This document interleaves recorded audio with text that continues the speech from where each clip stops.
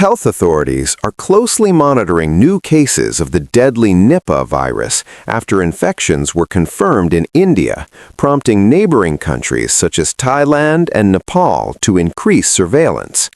According to the World Health Organization, WHO, 2 confirmed cases have been reported in West Bengal, involving a 25-year-old female nurse and a male nurse. Indian health officials have deployed an outbreak response team, while the U.S. Centers for Disease Control and Prevention, CDC, remains in contact with local authorities and says it is actively monitoring the situation. Despite the virus's high fatality rate, experts emphasize that a global outbreak is unlikely. What is the Nipah virus? Nipah virus is a zoonotic disease, meaning it primarily spreads from animals to humans. First identified in 1999 during an outbreak affecting pigs and humans in Malaysia and Singapore, the virus is most commonly carried by fruit bats. Infection can occur through direct or indirect contact with infected animals or through close contact with bodily fluids of infected people, making healthcare settings particularly vulnerable. Symptoms and severity.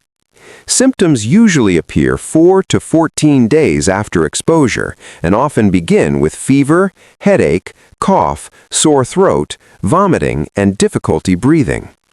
Early diagnosis is challenging because these symptoms resemble many common illnesses. In severe cases, the virus can cause encephalitis, leading to confusion, seizures, coma, and death within 24 to 48 hours. The CDC estimates the fatality rate ranges from 40% to 75%, with some survivors experiencing long-term neurological complications. Treatment options. There is currently no specific cure for Nipah virus. Treatment focuses on supportive care, including rest and hydration. However, promising therapies are under development. A monoclonal antibody treatment has completed early clinical trials and is being used on a compassionate basis.